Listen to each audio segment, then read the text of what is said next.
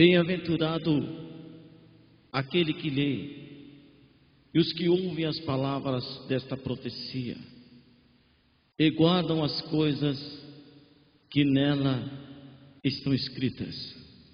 João, Apocalipse, capítulo 1, versículo 3.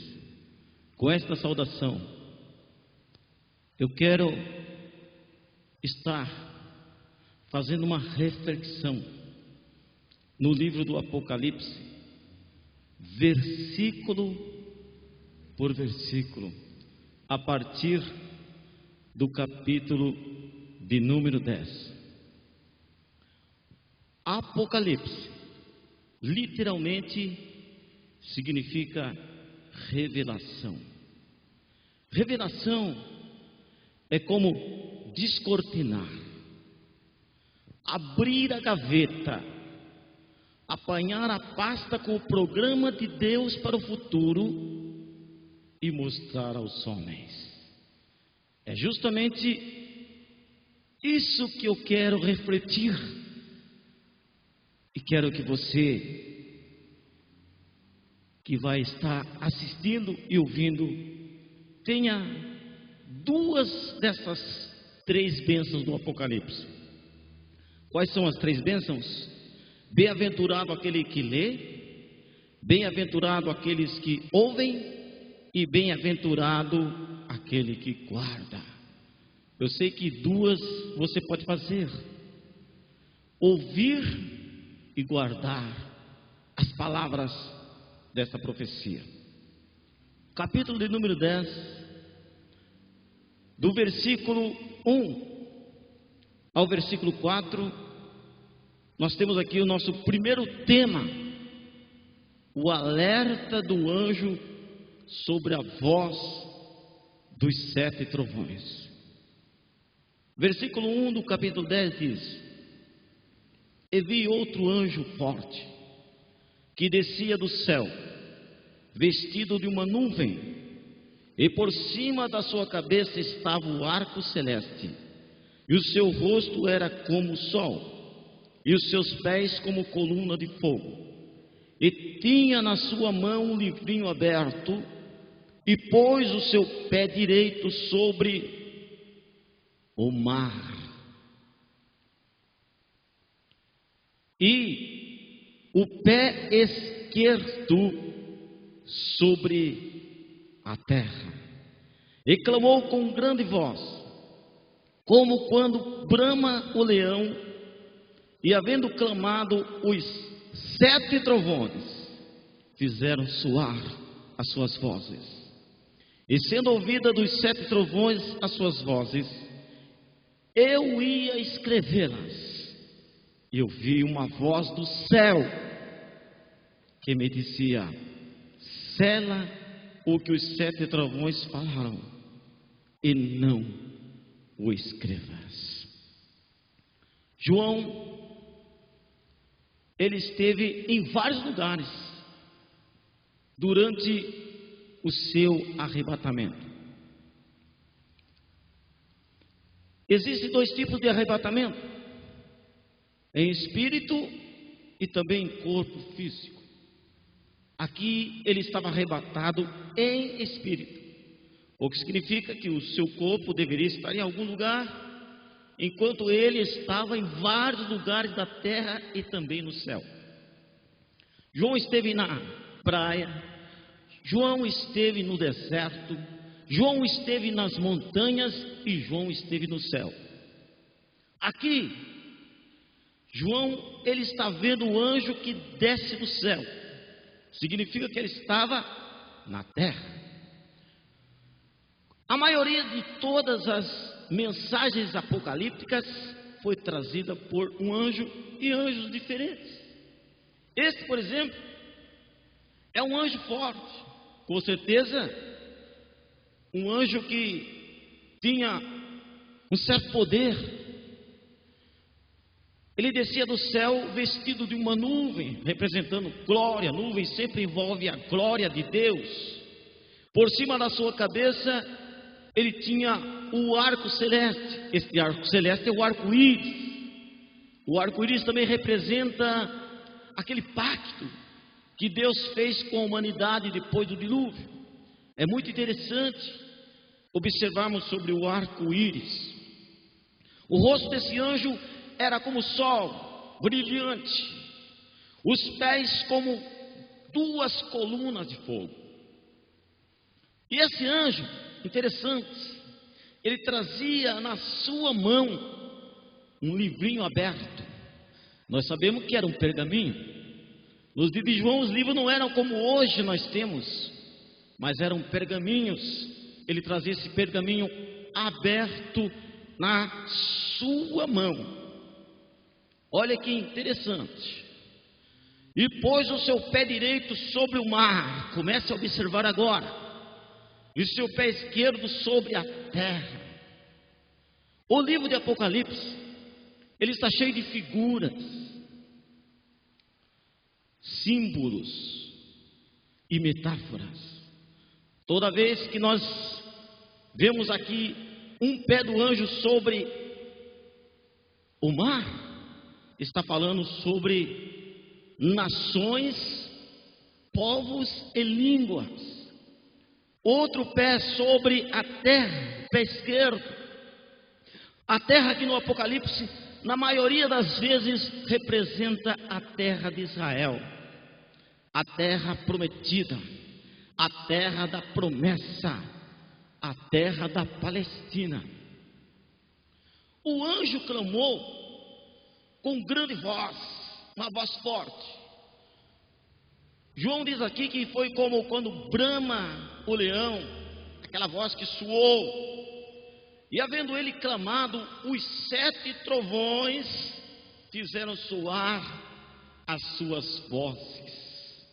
Quando João ouviu a voz dos 7 trovões, ele ia escrevê-la. Ele pegou na pena para escrever. Mas olha só, quando João ia escrever o que a voz dos 7 trovões falaram, ele ouviu uma outra voz. Uma voz do céu, que dizia: sela o que os 7 trovões falaram, e não o escrevas. Ora, nós aprendemos que Apocalipse significa revelação, significa mostrar o que estava em segredo e oculto, escondido. Mas agora, uma voz do céu diz para João que ele não deveria escrever o que os 7 trovões falaram. Segredo absoluto. Tudo deveria ser escrito, menos os que os 7 trovões falaram. Ninguém sabe o que os 7 trovões falaram até o dia de hoje. E não adianta ninguém querer procurar saber, porque só acontecerá isto no seu tempo certo. E esse tempo, com certeza, será em um período sombrio, em um período conhecido por nós, os cristãos, como o período da grande tribulação. Grande tribulação? Isso mesmo. O período da grande tribulação é a última semana do profeta Daniel, ou seja, a última semana das 70 semanas que Deus revelou para ele. 69 semanas se cumpriram, mas a 70ª semana ainda não se cumpriu. Ela se cumprirá após o arrebatamento da igreja. Esta grande tribulação é um período de 7 anos, uma semana de anos. É chamado pelo profeta Daniel de o tempo do fim. É chamado por Jesus de as aflições daqueles dias. É chamado por Paulo de a apostasia. E somente no Apocalipse João chamou o período de grande tribulação. Aí você me pergunta: Mas quando isso vai acontecer? Pelos sinais que desenrolam diante de nós, que nós vemos pela mídia secular, em que ouvimos ou lemos, provavelmente esteja próximo. Mas antes de acontecer isso, a igreja gentílica será arrebatada. Igreja vem do verbo eclésia, verbo grego, que significa assembleia cristã, ou ainda um povo tirado para fora do sistema secular. Esse povo é a igreja de Jesus. Ela será arrebatada. A palavra arrebatar também vem do grego e significa tirar a força. Jesus vai voltar, não sei o dia nem a hora, e vai tirar a força à sua igreja dos quatro cantos da terra. Quem é a igreja? A igreja sou eu. A igreja é você que agora crê, você que agora recebe Jesus como teu Salvador, como teu Senhor, como aquele que comprou você por um preço caro, por um preço de sangue. O apóstolo Pedro diz que nós fomos comprados por um alto preço. Nós não fomos comprados por prata, nem por ouro, nem por real, nem por dólar, nem por euro. Nós fomos comprados pelo precioso sangue de Jesus. Seja hoje essa igreja, a igreja que o Senhor Jesus vem buscar. Ela não tem cor denominacional. Ela é a noiva. Ela é a virgem prudente. É também, na linguagem de Paulo, corpo de Cristo. É aquela que Jesus disse que as portas do inferno não prevalecem contra ela. A igreja do Senhor é chamado também de a esposa do Cordeiro. É chamado também de a virgem prudente. Essa igreja será arrebatada. Essa igreja será tirada da face da terra.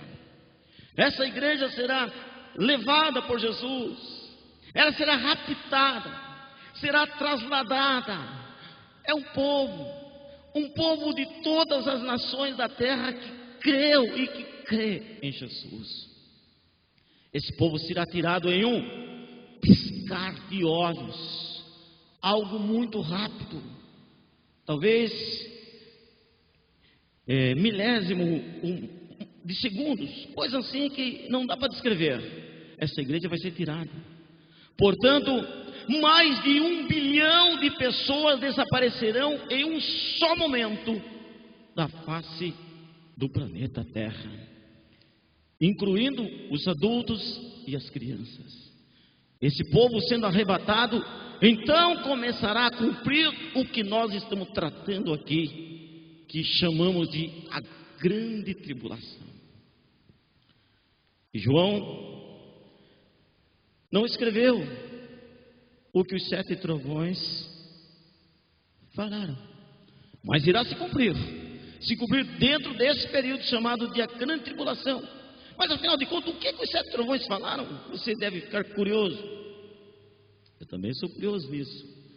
Eu tenho certeza que para os cristãos é coisas boas, mas para aquele que se torna inimigo de Deus, para aquele que se torna inimigo da igreja, inimigo da palavra de Deus, não deve ser nada bom, porque o período da grande tribulação é um período de juízo, é um período de ajuste para Israel, é a última semana em que Deus vai peneirar Israel, preparar Israel para que Israel seja cabeça, porque Israel tem sido cauda. Israel tem passado por grandes aflições. Muita gente odeia Israel. Nós, os cristãos, amamos Israel, oramos por Israel. Israel, Deus tem um plano e um propósito grande e forte com Israel. No governo de Cristo aqui na terra, no chamado milênio, Israel será cabeça. E a igreja reinará com Jesus. É por esse motivo que eu não quero preocupar em ter um cargo político nesta terra, porque eu sei que eu estou eleito juntamente com você para governar a terra. E Jesus disse que Ele nos chamou para ser reis e sacerdotes. Isso é muito importante. E Ele ainda vai dar cidades conforme a capacidade de cada um de nós para governarmos no período chamado o milênio, o governo de Cristo aqui na terra. Nosso segundo tema dessa noite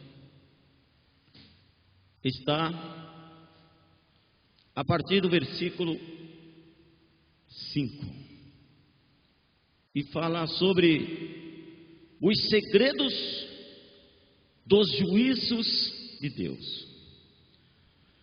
Diz os versículos 5 ao 7: E o anjo que vi estar sobre o mar e sobre a terra levantou a sua mão ao céu e jurou por aquele que vive para todo sempre, o qual criou o céu e o que nele há, e a terra e o que nela há, e o mar e o que nele há, que não haverá mais demora.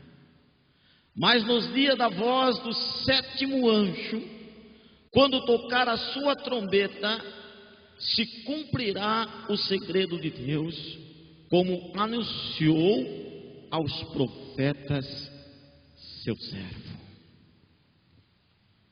João está dizendo aqui que o anjo que ele viu, o mesmo anjo, aquele mesmo que está com o pé sobre as nações, tribos, línguas, e outro pé sobre a terra de Israel, esse mesmo anjo levantou a mão ao céu e ele jurou por aquele que vive para todo sempre. Ele jurou por Deus, aquele que criou o céu e tudo que nele há, aquele que criou a terra e tudo que nela há, aquele que criou o mar e tudo que nele há, que não haverá mais demora. Não haverá mais demora. O futuro da igreja é um futuro glorioso. A igreja deve estar preparada para este dia, para este encontro, para este momento tão delicado, tão precioso, o momento do encontro com Jesus. Não haverá mais demora. Nós sabemos que os sinais estão aí, se concretizando. Aqui está falando que nos dias da voz do sétimo anjo, nós estamos dentro da voz do sexto anjo aqui. No dia da voz do sétimo anjo, quando tocar a sua trombeta, se cumprirá o segredo de Deus que anunciou aos profetas, seus servos.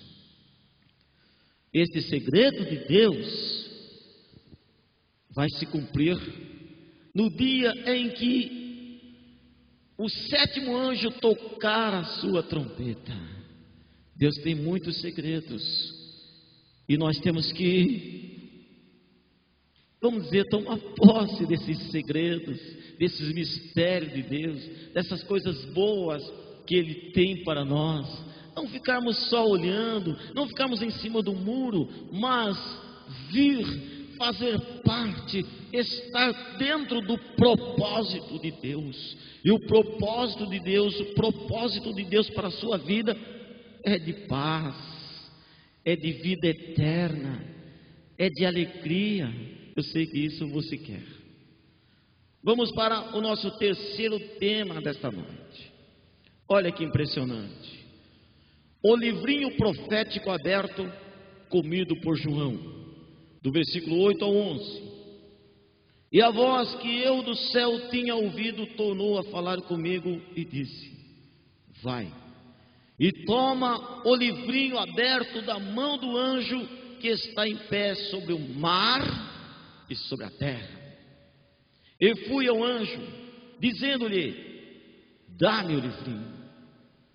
E ele disse-me: toma-o e come-o. E na minha boca era doce como mel, e, havendo-o comido, o meu ventre ficou amargo. E tomei o livrinho da mão do anjo e comi-o, e na minha boca era doce como mel, e havendo-o comido, o meu ventre ficou amargo. E ele disse-me: importa que profetize outra vez a muitos povos e nações e reis. O mesmo anjo estava ainda lá, com o pé sobre as nações, sobre tribos e línguas, e outro pé sobre a terra de Israel, com o livrinho aberto. E João ouviu, veja bem, uma voz do céu que falava com ele, dizendo: João, vai, toma o livrinho aberto da mão do anjo. Toma, João, o livrinho aberto. E ele dizia: eu fui e tomei o livrinho da mão do anjo. E ele disse: toma e come. Esse livrinho continha a palavra de Deus. E a palavra de Deus, ela deve ser alimento para nós. Devemos comer a palavra. Ela é o nosso sustento espiritual. É que nos fortalece no nosso dia a dia para enfrentarmos os maiores adversários, que é o mundo, com tudo que existe, o diabo com as suas ofertas e o desejo da nossa carne, ou ainda o que o nosso ego quer. Para vencermos isso, temos que comer todo de uma porção da palavra de Deus.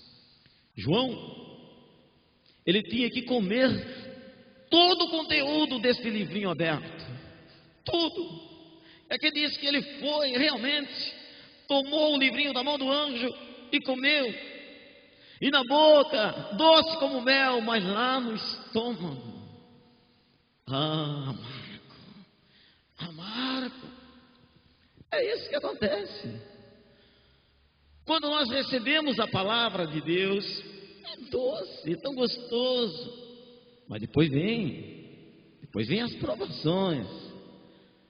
E quando vem as provações, então se torna amargo a palavra de Deus, porque nós somos perseguidos, nós somos injuriados, nós somos maltratados. Muitas das vezes nós podemos ser até torturados por causa da palavra de Deus. Graças a Deus que ainda nós temos liberdade aqui no Brasil para expressarmos a palavra de Deus. Temos liberdade de pensamento. Até a Constituição do nosso país dá liberdade de pensamento para nós expressarmos. E com isso nós podemos ainda ter um pouco mais de regalia. Mas eu quero dizer que existem países totalmente fechados para a palavra de Deus. Não há lá liberdade alguma para que a mensagem do Senhor Jesus seja pregada. A palavra se tornou amarga. E o anjo disse: olha, João, é o seguinte, importa que você profetize outra vez, João. Há muitos povos, nações, línguas e reis. João já estava numa idade avançada, mas agora ele recebe ainda uma ordem para continuar a fazer a obra de Deus. Ele recebe uma ordem para que ele ainda profetizasse mais uma vez para muitos povos, nações, línguas e reis. Isso não é mais do que o próprio livro do Apocalipse. Esse livro tem sido realmente a voz profética para muitos povos, para muitas nações, pessoas de várias línguas, inclusive para reis. E naquele mesmo período em que logo João saiu da prisão de Patmos, ele foi para a cidade de Éfeso, onde ele ficou como pastor daquela igreja da província romana de Éfeso. E dali ele ainda pregou para muitos povos, muita gente. Ele foi o único apóstolo que morreu de morte natural. Nós sabemos que todos os apóstolos de Cristo foram martirizados, começando por Tiago. Tiago foi o primeiro que foi martirizado. Ele foi morto por Herodes, a espada. Depois nós vemos outros discípulos de Jesus também martirizados. A história da igreja nos conta que Pedro foi condenado à crucificação também. Mas na hora da crucificação ele disse: não, me crucifiquem de cabeça para baixo. Eu não sou digno de ser crucificado como meu mestre. Ele também foi morto, martirizado. Paulo, o apóstolo, um dos últimos, também foi degolado em uma prisão de Roma. E assim, João foi o único que morreu de morte natural. E Jesus havia feito uma promessa para ele: João, importa que você esteja vivo quando eu voltar. Quando Jesus voltou, Jesus ainda não voltou para arrebatar a sua igreja, mas ele voltou em visão para João na ilha de Patmos, cumprindo-se essa profecia do Senhor. Isso é muito importante, isso é muito interessante para todos nós. Mas afinal de contas, essa tal de ilha de Patmos, o que era e onde estava? Vejam bem, Patmos era uma ilha de 16 por 10 quilômetros, localizada a 100 quilômetros a sudoeste de Éfeso, no mar Egeu, vulcânica e quase sem árvores. Os romanos a usavam como colônia penal, obrigando os prisioneiros a trabalhar na pedreira de granito. O exílio de João foi resultado de seu testemunho fiel ao Evangelho. Ele conseguiu vencer, mas foi difícil? Não, se nós estivermos com Jesus, nada é difícil, tudo a gente supera, porque para isto, Cristo está conosco para nos garantir a vitória. Vamos partir agora para o capítulo de número 11. A partir do versículo 1 até o versículo 2, o nosso tema agora é a reconstrução do templo em Jerusalém. O quê? Construir o templo de Jerusalém? Está brincando? A mesquita de Omar não está lá no lugar do templo? Os muçulmanos não dão a vida por aquela mesquita? Pois é. Mas a palavra de Deus está falando que vai ser reconstruído o templo de Jerusalém. Vamos ver. Versículo 1. E foi-me dada uma cana semelhante a uma vara. E chegou o anjo e disse: levanta-te e mede o templo de Deus e o altar e os que nele adoram.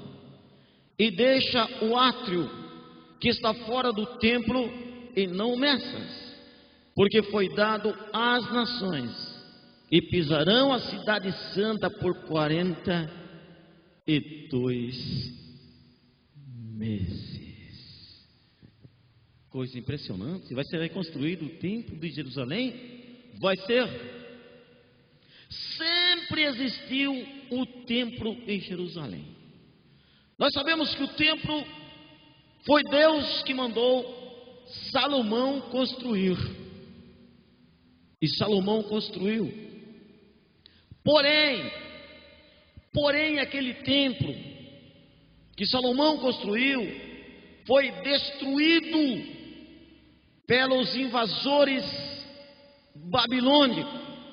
Esse era o chamado primeiro templo. Porém,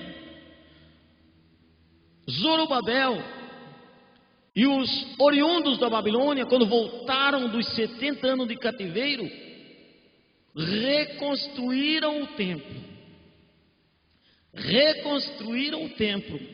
O templo que havia sido destruído no ano 587 a.C., agora foi reconstruído.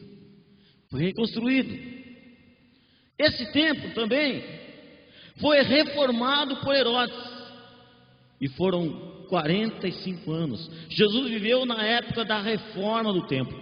Não foi reconstruído, foi reformado. Nesse templo, Jesus, aos 8 dias do seu nascimento, foi apresentado pelo sacerdote Simeão.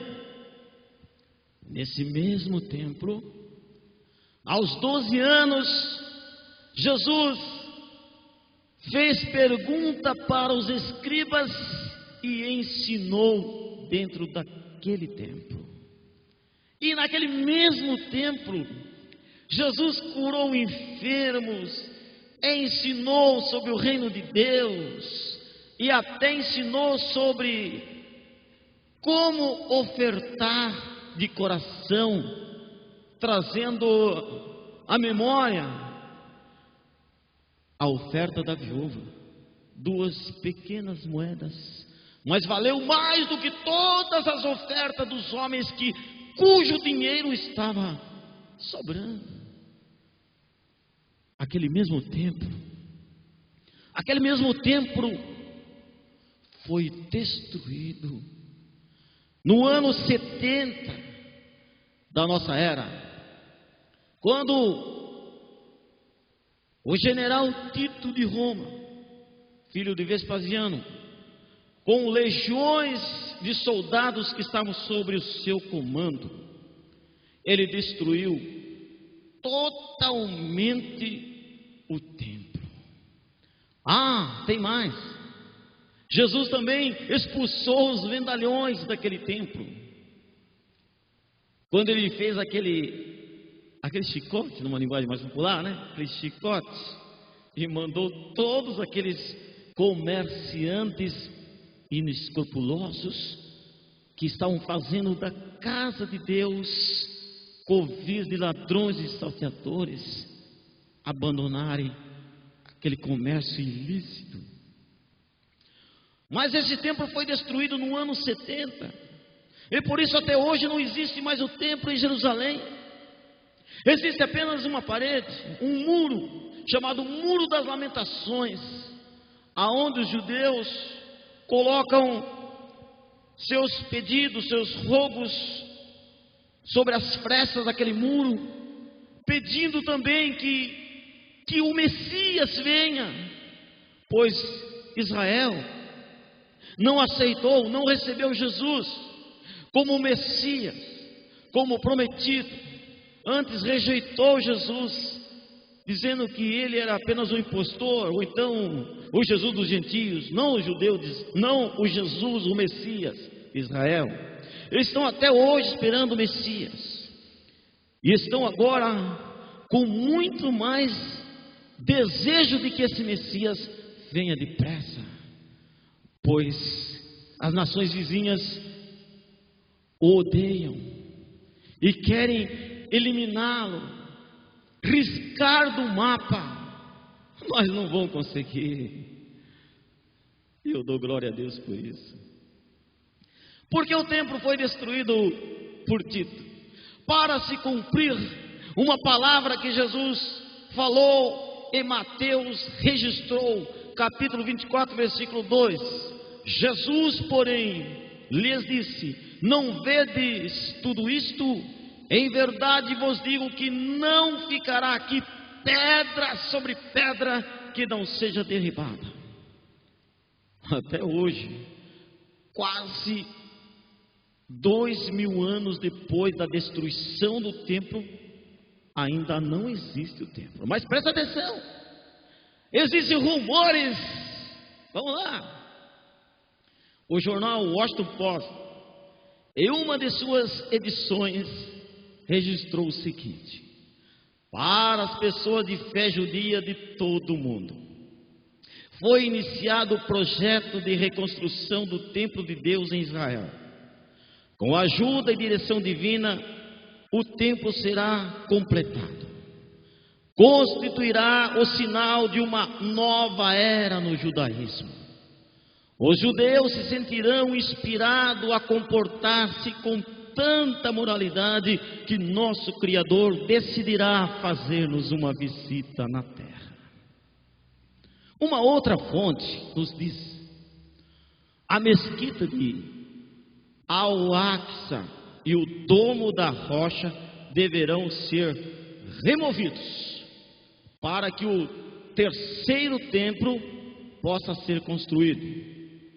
Em 1987 foi fundado em Jerusalém o Instituto do Templo, com o objetivo de preparar o material que será usado no terceiro templo, tal como toda a mobília, instrumentos musicais, o altar e até as vestimentas dos sacerdotes. Olha que impressionante. Com a reconstrução do templo, cumprirá o que está escrito em Daniel, capítulo 9, versículo 27, você depois pode conferir aí, na sua Bíblia. A religião judaica volta ativa, com liberdade de culto, usando-se a mesma forma antiga, com os mesmos rituais, com os seus sacerdotes, oferecendo sacrifícios como antes da era cristã. Cumprirão as leis morais e cerimoniais. Novo templo em Jerusalém. Aprova a construção de um novo templo para unir. Presta atenção nisso, hein? Presta atenção nisso. Para unir cristãos, árabes e judeus. Espere aí. O templo não é só para Israel. Acontece o seguinte, que no período da grande tribulação, Israel será, infelizmente, enganado, recebendo o anticristo como Messias. O anticristo, por sua vez, ele vai procurar unir todas as religiões, formando uma super igreja. Porque a igreja verdadeira não se acha mais aqui no planeta Terra, nesse tempo. A igreja verdadeira de Jesus está no céu. E pelo menos 3 coisas maravilhosas estarão acontecendo no céu. Primeiro, estaremos passando pelo tribunal de Cristo. Presta atenção, ninguém vai ser julgado.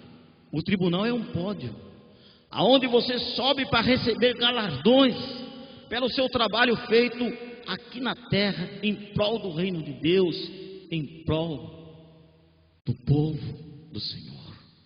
O trabalho que você está fazendo agora, o trabalho que eu estou fazendo agora, vai ter galardão.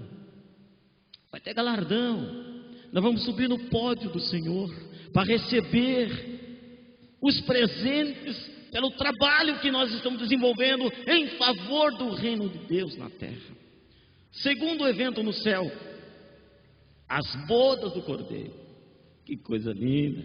Você sabe que bodas é casamento. Pois é, a igreja é a noiva, Jesus é o noivo, e nós estaremos numa grande festa no céu. Festa no céu? Isso mesmo, festa no céu. As bodas do Cordeiro. O terceiro evento, a ceia do Senhor. Estaremos participando junto com Jesus, Ele próprio servindo. a ceia para a igreja, o povo de Deus. Mas aqui na terra a coisa não está boa. Aqui na terra, Israel está sendo enganado. O anticristo forma uma super igreja e une, primeiramente, os cristãos que não são os verdadeiros cristãos, que apenas têm nome de cristão, mais os judeus, mais os muçulmanos, para estar em um mesmo culto. Como chama isso aqui? Isto chama-se ecumenismo. É a união de todas as religiões. Isto vai estar acontecendo nesse novo templo reconstruído lá em Jerusalém. Vejam que coisa tremenda. Veja que coisa tremenda. Olha só. Estarão essas três grandes religiões juntas. Os, abre aspas, cristãos, fecha aspas. Os judeus, com todos os seus rituais, judaísmo, e os islâmicos, todos juntos nesse ecumenismo, nessa super igreja. Agora presta atenção. Em janeiro de 2005, numa cerimônia, 71 rabinos receberam uma ordenança especial. São eles que irão decidir onde o templo será reconstruído, quando será o retorno do, abre aspas, sacrifício diário, fecha aspas, de animais, e principalmente serão os responsáveis pela autenticação de abre aspas novamente, Messias, fecha aspas. Quando ele vier, abre um parêntese, serão enganados pelo anticristo, fecha parêntese. Serão enganados pelo anticristo? Sim, o próprio Jesus falou. E João registrou isso, Jesus dizendo, olha, eu vim em nome de meu Pai, e vós não me recebeis. Se um outro vier em nome dele, vós recebereis. Pois é triste, mas é uma realidade. Presta atenção nisso. No dia 9 de fevereiro de 2005, eles deram o primeiro passo para a construção do terceiro templo e para a volta do sacrifício diário, indo ao Monte Moriá para determinar o local exato da fundação do antigo templo de Salomão, reformado por Herodes. Em breve será levantado esse templo com as tecnologias modernas. Sairá rápido, bem antes da metade da grande tribulação. Nós sabemos que a grande tribulação são 7 anos, 3 anos e meio de ajuste, 3 anos e meio de sofrimento para Israel e para os gentios que forem deixados para trás. Mas espera aí, eu não vou ter nenhuma chance de me salvar mais. Não queira ficar. Haverá oportunidade nesse período. Muita gente vai ser salva. Mas não vá pensando que é como agora, com liberdade, debaixo da graça. Vai ser salvo você se tornando o seu próprio sacrifício, o próprio cordeiro. Você tem que morrer para poder alcançar a salvação. Não é nada bom. Melhor agora, com Jesus ao nosso lado aqui, o Espírito Santo aqui do nosso lado. Nessa época o Espírito Santo nem vai estar mais aqui. O Espírito Santo vai subir junto com a igreja. E portanto será difícil para aqueles que se tornarem cristão verdadeiro ou seguidor de Jesus nesse período sombrio da grande tribulação. Nessa época, Israel estará próspera. Sempre foi próspero, mas nessa época estará mais próspera ainda. Antes da metade da grande tribulação. Afinal de contas, o que significa tribulação? Bom, o nosso dicionário de português diz assim: que tribulação significa contrariedade, aflição, tormento, aperto, angústias, dias maus. É como remar contra a maré. Esta profecia está para se cumprir. Se preparem. Durante o governo mundial. Ok? Está falando em governo mundial? Sim. Todos os blocos, ou a maioria deles, desejam ser um governo mundial. Por que está cheio de blocos hoje? A intenção não é um governo mundial? Com toda certeza. Eles têm essa intenção e vai haver um governo mundial. Após a reconstrução do terceiro templo no Monte Moriá, o governo mundial vai mudar para lá. Mas espera aí, onde que estava esse governo mundial que tem que mudar para Jerusalém? Ora, o governo mundial de início vai estar em Babilônia. Espera aí, para com isso, Babilônia foi destruída há muito tempo antes de Cristo. Pois é, a Babilônia que a Bíblia se refere é Roma, amigos. Roma é conhecido como Babilônia dentro do Apocalipse, e na carta de Pedro diz: eu mando saudação aos irmãos de Babilônia. Que Babilônia que era aquela? Roma. Muito bem. Esse governador mundial, que nós estamos falando dele, que vai ter um governo mundial, ele começa em Roma. Ele começa governando ali. São 3 anos e meio ali, em Roma.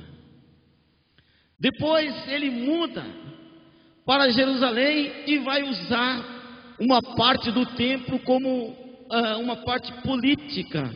Por isso esse templo deve ser um pouco diferente dos que já existiu.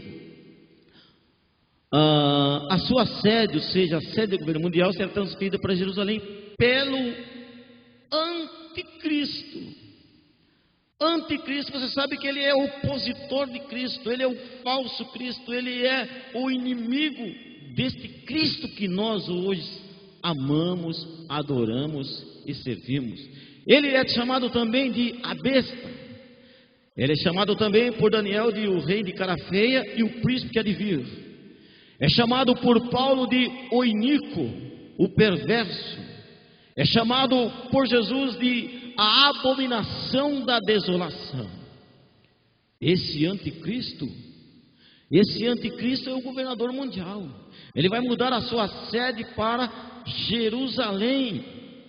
Por isso todos acreditam que esse novo tempo poderá ser diferente dos anteriores por causa do uso político.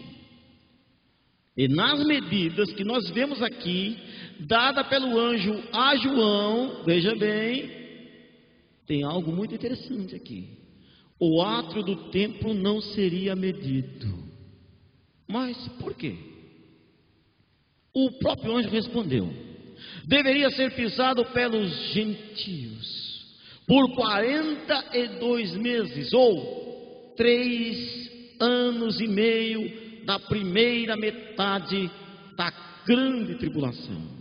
Afinal de contas, quem são esses gentios? A Bíblia fala com 3 classes de pessoas. A Bíblia fala com Israel, fala com os gentios e fala com a igreja. Os gentios é conhecido como os povos das nações ou dos continentes da terra que não é israelita. É também conhecida como um povo pagão, ou como pagãos. Por 3 anos e meio, eles poderão andar em toda a terra de Israel, por Jerusalém, mas depois da metade desse período de 7 anos, eles não poderão mais entrar lá. O reino do anticristo, após galgar o poder mundial, será um governo ditador por 3 anos e meio, para que se cumpra a profecia do profeta Daniel concernente à última semana de anos das 70 semanas profetizado por ele sobre o povo de Israel. Já se cumpriram 69 semanas. Impressionante, né? Já se cumpriram 69 semanas de anos. Resta apenas uma semana, que é onde será encaixado o período da grande tribulação. Durante os primeiros 3 anos e meio, o anticristo vai aparecer como um reconciliador, com o apoio da União Europeia. O que disse? União Europeia? Isso mesmo. A União Europeia é o embrião do governo do anticristo. Você tem ouvido falar muito sobre a União Europeia, não tem ouvido? A mídia secular está dando notícia todos os dias praticamente. Começou do nada, há pouco tempo, hoje é uma superpotência.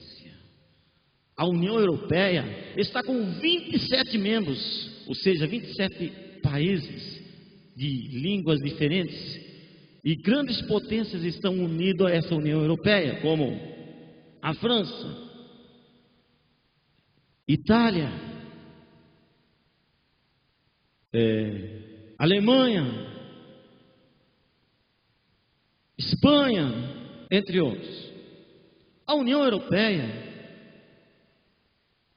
é o começo do governo do anticristo. E olhem bem, senhores, a União Europeia tem crescido, hein? A União Europeia começou a mostrar as suas unhas.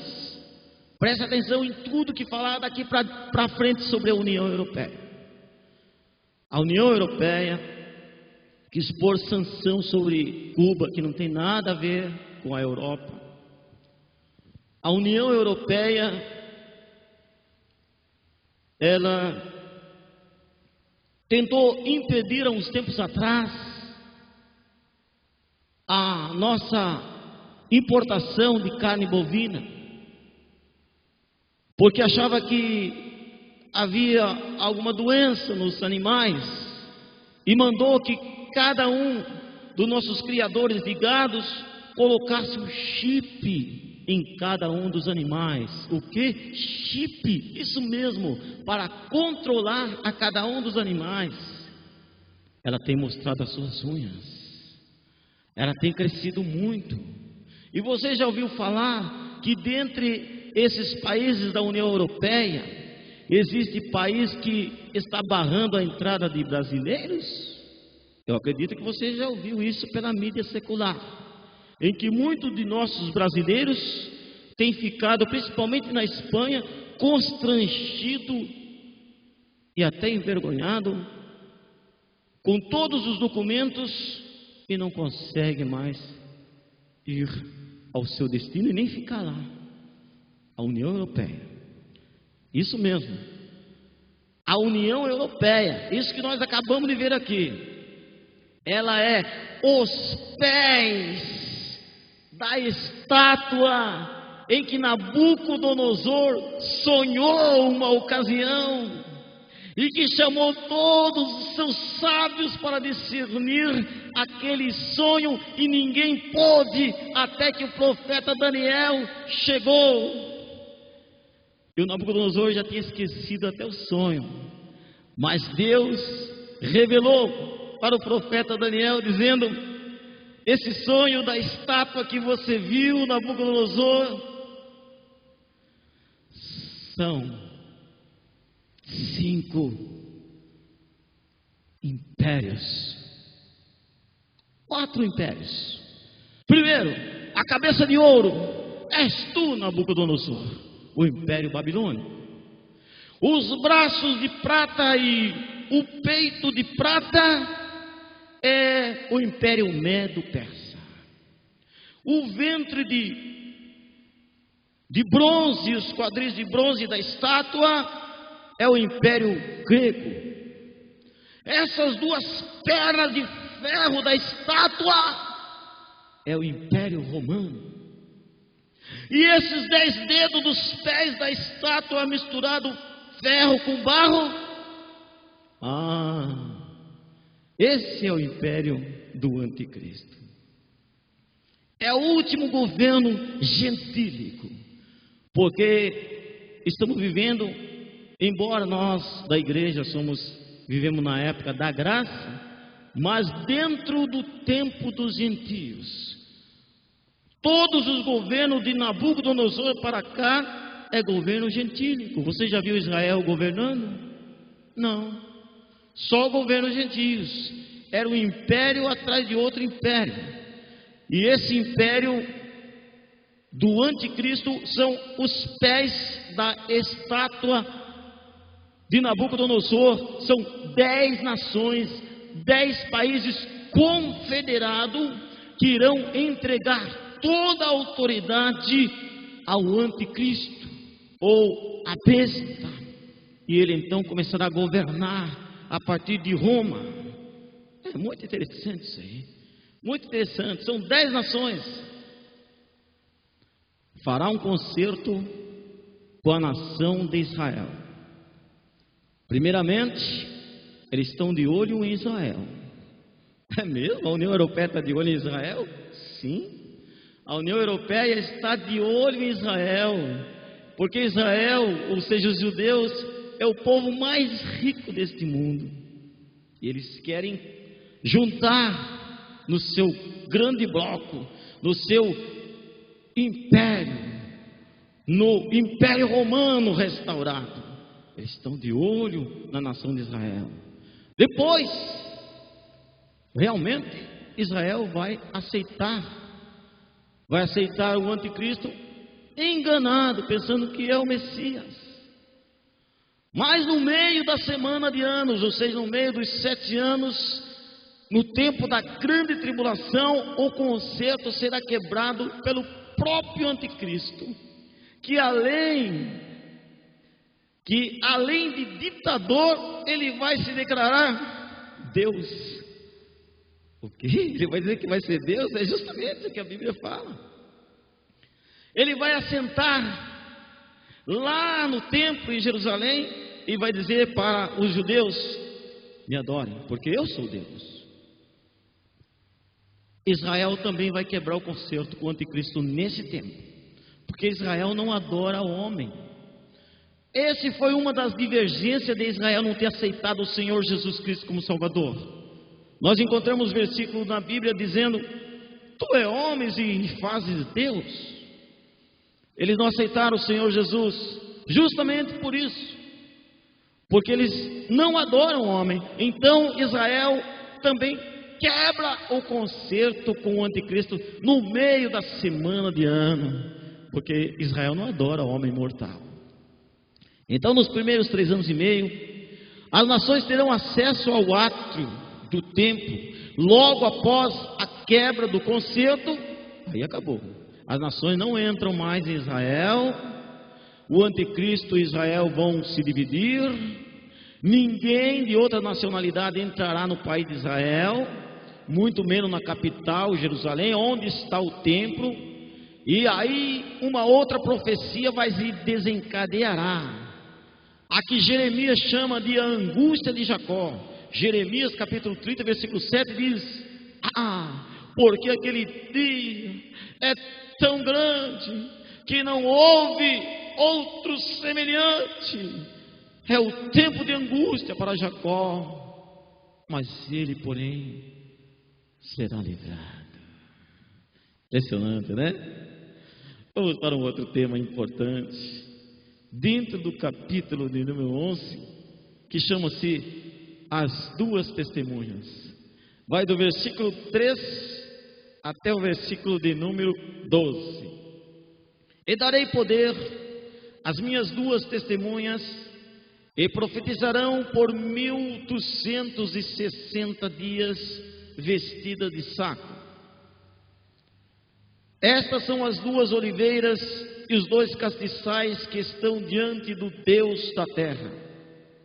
E se alguém lhes quiser fazer mal, fogo sairá da sua boca e devorará os seus inimigos. E se alguém lhes quiser fazer mal, importa que assim seja morto. Estes têm poder para fechar o céu, para que não chova nos dias da sua profecia, e têm poder sobre as águas para convertê-las em sangue, e para ferir a terra com toda sorte de pragas, todas quantas vezes quiserem.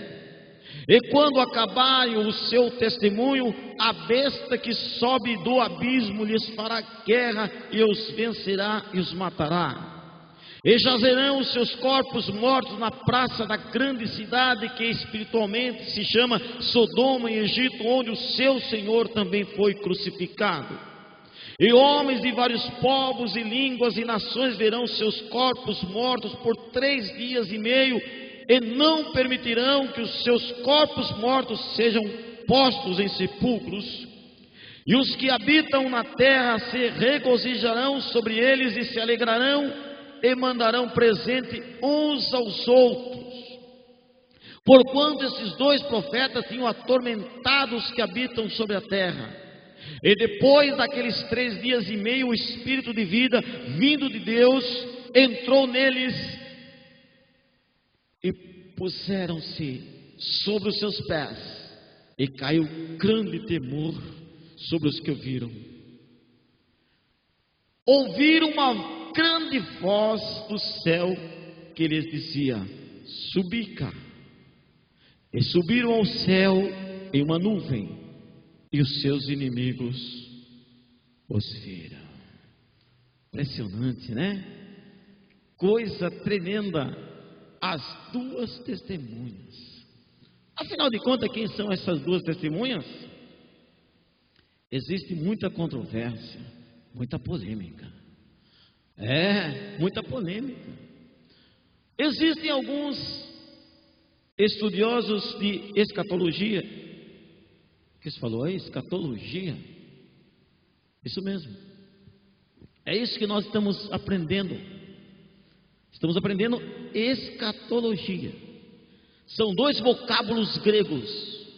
Escatós, que significa últimos eventos, últimas coisas, e logo ologia, que significa tratado, doutrina ou ensino. Então nós estamos dentro desse assunto, escatologia. O que significa mesmo? Tratado dos últimos eventos. Nós estamos tratando aqui dos últimos eventos. Veja bem, os maiores estudiosos de escatologia dizem que essas duas testemunhas são Moisés e Elias. Mas você acha que nós devemos acreditar nisso? Ora, se Elias, por exemplo, se Elias foi arrebatado para não ver a morte, por que ele teria que voltar novamente para passar pelo processo da morte? Moisés também não pode ser. Moisés morreu e Deus escondeu o seu corpo, talvez numa caverna onde até hoje nunca mais ninguém encontrou. Mas afinal de contas, quem são então essas duas testemunhas? Essas duas testemunhas são duas oliveiras. Nós acabamos de ver aqui. O que é oliveira? Oliveira é o símbolo de Israel. São dois israelitas, dois profetas de Deus levantados para aquele tempo, para profetizarem contra o Israel daqueles dias, dentro de Jerusalém. Depois do arrebatamento da igreja, Deus ainda terá misericórdia de muita gente. Deus vai levantar, veja bem o que Deus vai fazer. Quando a igreja não estiver mais aqui, Deus vai levantar 144 mil missionários judeus para pregar não o evangelho da graça, mas o evangelho do reino em todo o mundo, para que ainda mesmo morrendo pela guilhotina do anticristo, uma multidão ainda será salva. É uma oportunidade na grande tribulação. Deus vai levantar em Jerusalém estas duas testemunhas para falarem contra o projeto de Israel de ter aceitado o anticristo como Messias prometido, o engano que eles se envolveram. Estas duas testemunhas estarão falando sobre isso. É muito interessante, vejam bem. Deus vai dar poder às suas duas testemunhas para profetizarem por 3 anos e meio, 1260 dias, vestido de saco. Naquela época, as pessoas que se consagravam, eles usavam uma roupa rústica, de pano de saco, uma roupa não apresentáveis, para poderem falar de Deus e anunciar as calamidades, caso não houvesse arrependimento na vida de algumas pessoas. É justamente o que vai acontecer. Deus levanta essas duas testemunhas para profetizar por 3 anos e meio. São duas oliveiras, 2 israelitas. Mas tem gente que diz que deve ser Elias e Enoque, porque os dois foram arrebatados. Não, eles não são. Temos convicção nisso. São duas pessoas que têm os estilos de Moisés e de Elias, conforme nós vemos aqui. Essas duas testemunhas, durante 3 anos e meio, ninguém consegue tocar nelas, ou seja, ninguém vai querer matar, porque até fogo vai sair da sua boca, ao ponto de destruir o inimigo que lhes quiser fazer mal. Mas depois dos 3 anos e meio, importa que eles sejam mortos, ou seja, alguém vai fazer mal às duas testemunhas, só depois de as profecias do ministério que Deus vai entregar a essas duas testemunhas se concretizarem, se cumprirem. Aí então, essas duas testemunhas serão mortas. Diz aqui que eles vão ter poder para fechar o céu, como Elias fez nos tempos do rei Acabe, por 3 anos e meio. Eles vão ter autoridade para determinar que não chova durante o tempo dos 3 anos e meio da sua profecia. Eles vão ter autoridade para converter água em sangue, como Moisés fez no Egito na presença do faraó. Eles vão ter autoridade para ferir a terra com todo tipo de pragas, tanto quantos quiserem, como Moisés fez na terra do Egito, na época em que Deus teria que tirar Israel daquele país opressor. Mas quando acabarem o testemunho deles, a besta que vai mudar para Jerusalém a sua sede. Depois do pacto quebrado com Israel, a segunda coisa no programa da besta é matar os 2 profetas de Deus, é matar as 2 testemunhas. Está falando aqui que a besta que subiu do abismo, a besta não veio do céu, a besta veio do abismo. Ele fará guerra e vencerá e matará as 2 testemunhas. E os corpos dessas duas testemunhas, é impressionante isso aí. Os corpos mortos vão ficar ali na praça por 3 anos e meio, na praça que espiritualmente se chama Sodoma e Egito. Para que esse nome tão horrível para Jerusalém? É chamado agora de Sodoma e Egito?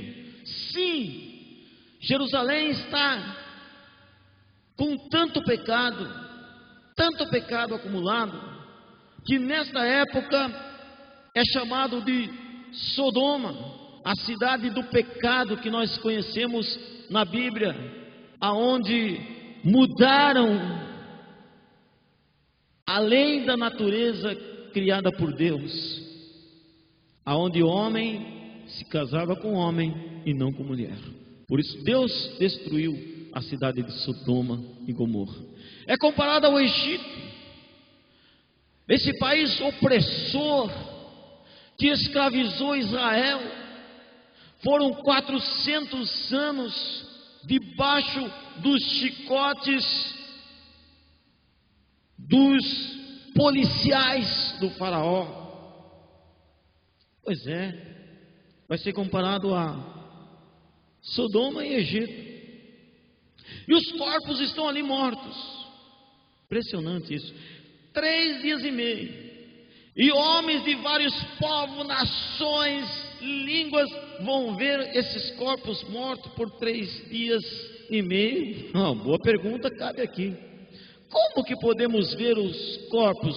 Podemos não. Como verão os corpos dessas duas testemunhas por 3 dias e meio? Povo de muitas nações, línguas, tribos e outras etnias, através da televisão. A gente hoje não vê o mundo todo através do satélite. Sim, uma notícia acontece lá no outro lado do mundo, na hora a gente já sabe aqui. E pela televisão eles vão ver também pela internet, eles vão ver até pelo celular. Já por esses dias, o celular com internet e televisão estará na mão do povo do Brasil. Já está na mão dos americanos, dos japoneses. Eles irão ver os corpos dessas duas testemunhas através desses aparelhos eletrônicos. Homens de vários povos e línguas e nações. Vejam bem,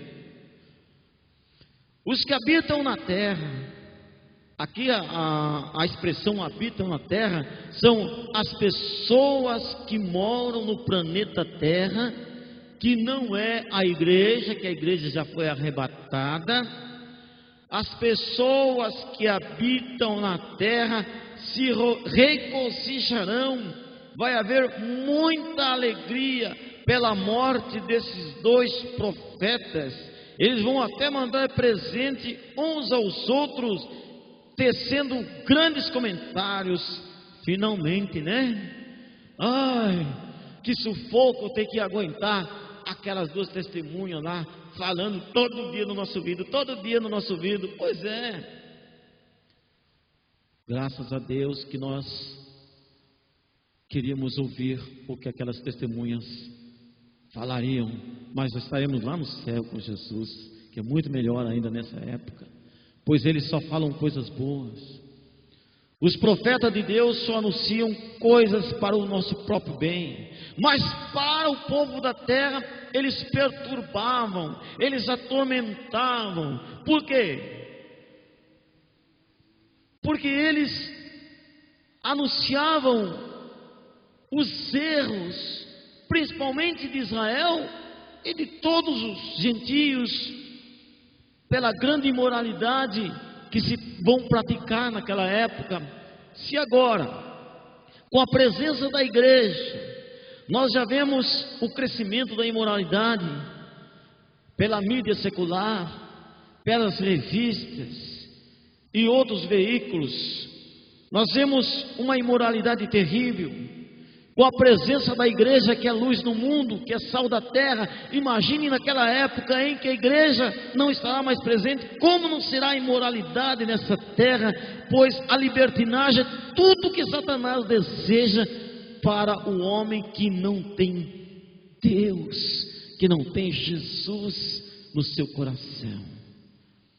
Mas olha só, veja só, e depois daqueles 3 dias e meio,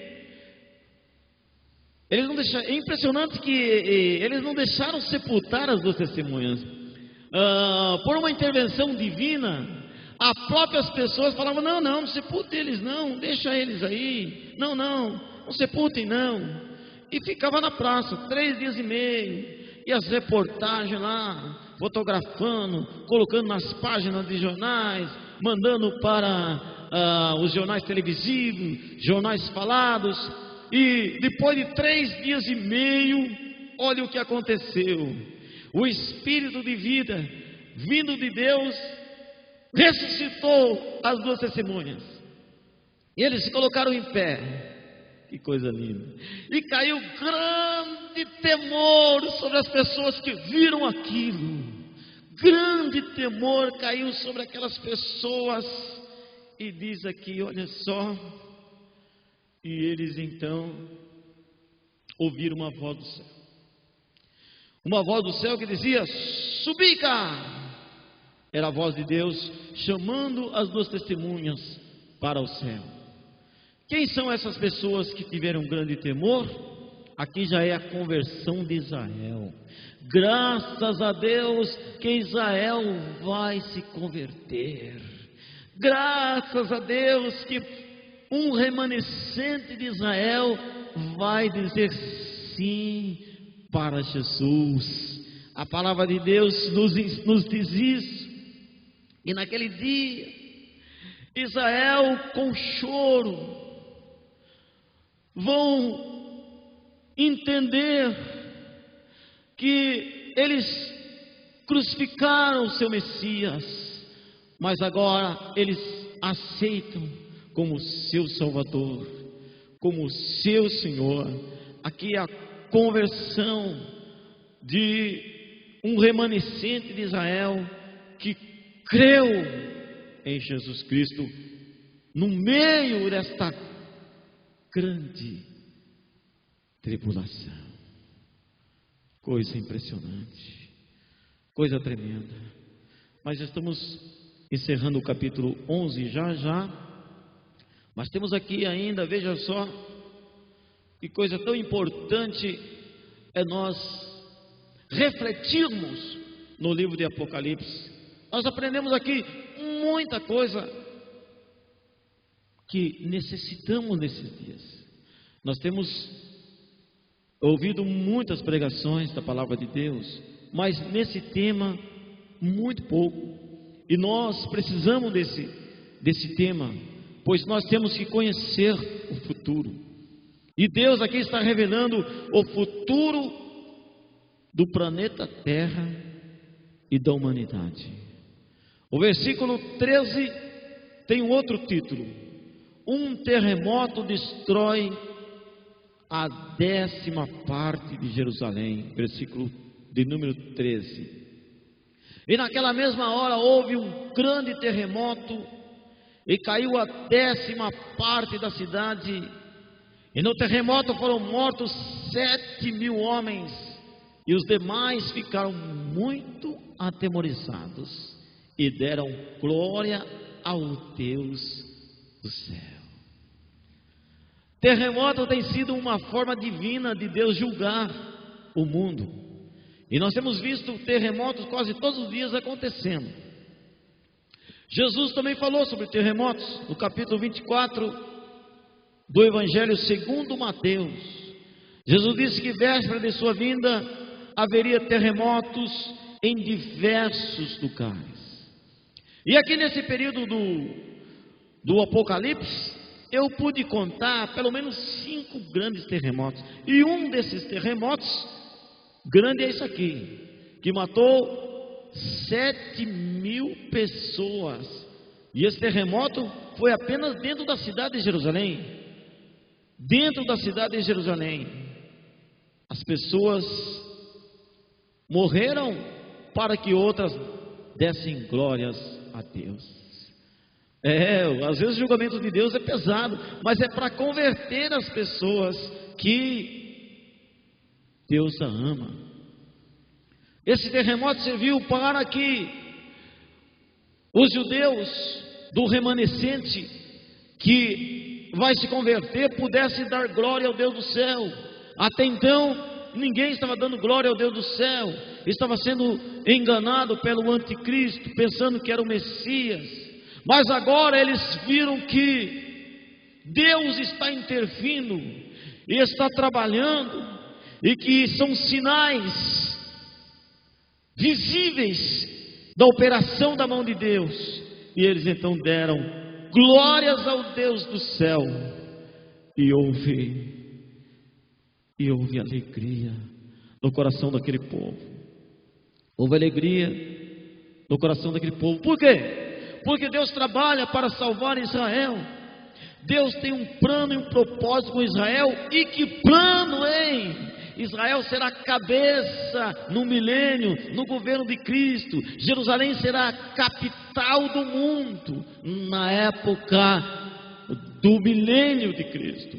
E os cristãos devem amar Israel.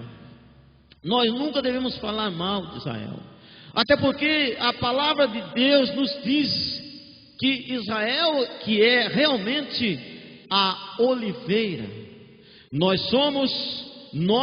éramos. Vamos ver o que Paulo diz aqui. Ele diz aqui, o apóstolo Paulo diz aqui: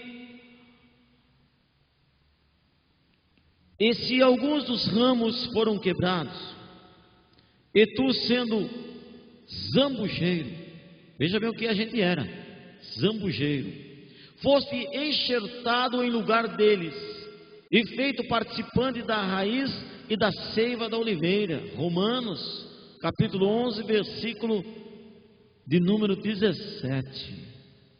Assim como a oliveira não recebeu o Senhor Jesus, Deus pegou então o nome daqui é o zambujeiro, né? O zambujeiro bravo que éramos nós, e enxertou lá na oliveira. E passamos então a ser agora o segundo Israel de Deus, usufruindo das bênçãos espirituais de Israel. Não é um grande privilégio? Isso é um privilégio muito grande. As bênçãos espirituais de Israel estamos usufruindo hoje como igreja de Cristo na terra, o segundo Israel de Deus. Mas Deus vai salvar também o povo de Israel. Durante o período da grande tribulação, Deus irá salvar Israel. Vamos para um outro tema. Nós já estaremos terminando o capítulo 11, e é interessante nós aprendermos isso. O versículo 15 em diante, versículo 15, 16 e 16, tem como título o contragolpe de Deus. Olha só: e tomou o sétimo anjo a sua trombeta, e houve no céu grandes vozes que diziam: os reinos do mundo vieram a ser de nosso Senhor e do seu Cristo, e ele reinará para todos sempre. E os 24 anciãos que estão assentados em seus tronos diante de Deus prostraram-se sobre seus rostos e adoraram a Deus, dizendo: graças lhe damos, Senhor Deus Todo-Poderoso, que és e que eras e que hás de vir, que tomaste o teu grande poder e reinaste. Esse é o contragolpe de Deus, queridos, assistentes e ouvintes. O contragolpe de Deus. Contragolpe de Deus? Sim, porque Satanás, lá no jardim do Éden, através de Eva e Adão, deu um golpe e tomou o reino. O reino que existe hoje na terra é um reino cujo Deus deste século, disse Jesus, é Satanás. Ele é o príncipe deste século. Jesus disse: eu não tenho nada com ele, nada, absolutamente nada. E Paulo diz que o Deus desse século tem cegado as pessoas para que não brilhe a luz do Evangelho na vida deles. Só que Deus irá dar um contragolpe em Satanás e tomar novamente o reino e entregar ao seu verdadeiro governante, a saber, Jesus Cristo, o Rei dos Reis. Ele é o verdadeiro governante a qual Deus entregará o reino sobre o seu governo. E quando isto acontecer, então a igreja lá no céu vai se alegrar muito. A igreja vai adorar a Deus, e a palavra adorar significa beijar os pés. Os 24 anciãos assentados em seus tronos representam a igreja, tanto os santos do Antigo Testamento como a igreja do Novo Testamento. Esses 24 líderes são os líderes representando as 12 tribos de Israel e os 12 líderes representando os 12 discípulos de Jesus. 24 líderes, anciãos. E eles começaram a adorar a Deus. Nós, a igreja de Cristo, quando Deus der esse contragolpe em Satanás, quando Deus tomar os reinos do mundo e entregar ao verdadeiro governante Jesus Cristo, nós, juntamente com esses 24 líderes, vamos cair diante de Deus em adoração. E diz a palavra de Deus que os líderes pegavam suas coroas e lançavam aos pés de Deus em agradecimentos e adoração ao Senhor. Nós iremos fazer isso, vamos adorar a Deus quando não houver mais a desgraça que há nessa terra, quando a humanidade, ou seja, ficar somente aqueles que querem Deus, como diz aquele louvor, eu quero é Deus, é isso. Quando ficar somente aqueles que querem Deus, então aí Deus vai fazer aquilo que Ele desejava desde o princípio, fazer dessa terra um paraíso, mas não como as testemunhas de Jeová falam, não, um paraíso sobre o governo de Jesus Cristo e da igreja. Vai ser lindo, vai ser maravilhoso isso. Versículo 18, temos um outro título: o julgamento e condenação dos poluidores do planeta. Ah, tem isso também na Bíblia? Sim, eu vou ler para vocês, olha aqui. Versículo 18 do capítulo 11 do Apocalipse: eiraram-se as nações, e veio a tua ira, e o tempo dos mortos, para que sejam julgados, e o tempo de dares o galardão aos profetas teus servos, e aos santos, e aos que temem o teu nome, a pequenos e a grandes, e o tempo de destruíres os que destroem a terra. Está aí? Chegar o dia, vai chegando o dia também dos destruidores da terra, vai chegando o dia dele. Isso aqui nos remonta após o milênio, quando Jesus irá novamente galardoar os profetas, os santos da igreja que governou com ele durante 1000 anos, e todos aqueles que temeram a Deus desde o Velho Testamento até os que vão nascer no período do milênio. Coisa maravilhosa isso aqui. Olha aqui, e aqueles que destruíram a terra, vai pagar caro, hein? Vai pagar caro. Existem estudos que mostram que a camada de ozônio que Deus colocou para proteger os homens dos raios ultravioleta do sol, essa mesma camada de ozônio está sendo destruída pelas queimadas das matas, pela poluição ambiental, tais como fumaça das indústrias, dos carros nas cidades grandes. Enfim, a Terra está sendo destruída. O famoso aquecimento global começa pela redução da camada de ozônio, emissão de gases poluentes, etc. Os rios poluídos, gases venenosos no ar, na água, tudo inventado pelo homem, tudo inventado pelo ser humano. O que vai acontecer com eles? Quando Deus tomar de volta a terra para implantar o milênio, ao término do milênio, Deus irá julgar e condenar esses destruidores da terra, que destruíram a terra, esses homens que destruíram a terra. Aqui nesta escritura sagrada, em estudo, vemos este registro funesto. Os poluidores são inimigos de Deus, porque Ele, o Criador, fez a terra para o homem morar e cuidar da mesma. Deus é como alguém que entrega ao homem algo precioso e diz: cuida deste valioso presente. Aí, querendo ser, abre aspas, independente, fecha aspas, independente. Ele não quer saber de Deus, ele quer fazer o que dá na cabeça. Desconhece esta virtude e, como um animal selvagem, em vez de proteger o seu habitat, destrói tudo. Porém, há uma lei na natureza e há um limite. Aqui está o julgamento e a condenação deles. Queridos, estamos chegando ao final. Mas temos aqui o último versículo do capítulo 11, que é o versículo 19.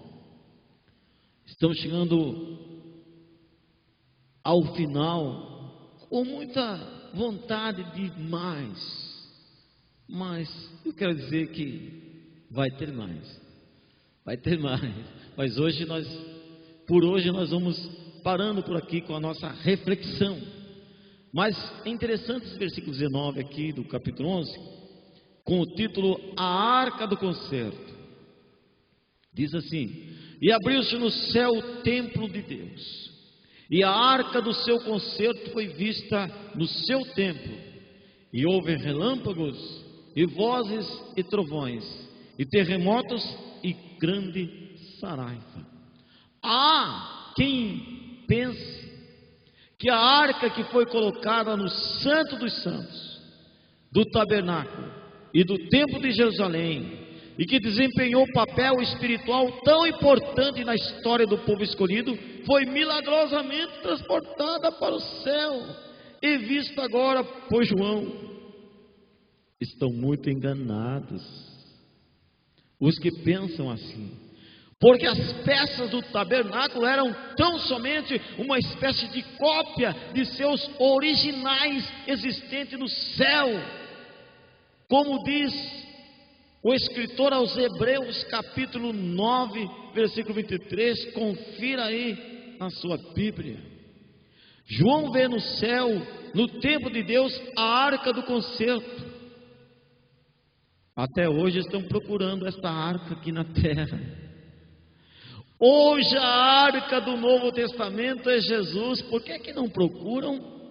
Pois é, você já sabe que a nossa arca hoje é Jesus. Fica firme com Ele. A arca que nós temos hoje, que nos conduzirá à salvação, é Jesus. Para que vamos procurar aquela arca? Como muitos procuram, até filmes fizeram, em busca do tesouro perdido, da arca perdida. Queridos, a nossa arca é Jesus. Entregue-se a Ele agora, depois dessa reflexão, desse aprendizado sobre o futuro. O que resta agora a você fazer é receber Jesus como teu Salvador. É a única maneira e forma de você não passar por esse período sombrio de sofrimento para a humanidade. Jesus quer que você more com Ele. E olha que nós vamos ter muito serviço para fazer com Jesus. Em um próximo vídeo estaremos falando sobre os serviços que nós vamos prestar com Jesus. Deus abençoe a cada um de vocês. E eu faço esta oração agora. Meu Deus, pela reflexão das palavras que nós nessa noite, ou que nesse dia, ou que nessa manhã, ou que nessa tarde, onde quer que alguém esteja assistindo e aprendendo, o Senhor visite agora cada pessoa, abrindo o entendimento de cada um, para que juntos, Senhor, possamos estar cientes de que nós, eu e você, somos a igreja de Jesus. Como diz a palavra de Deus, que nós somos o templo do Espírito Santo, aonde o Senhor habita em nós. E que onde você estiver agora, diga sim para Jesus. Deus abençoe. Até a próxima.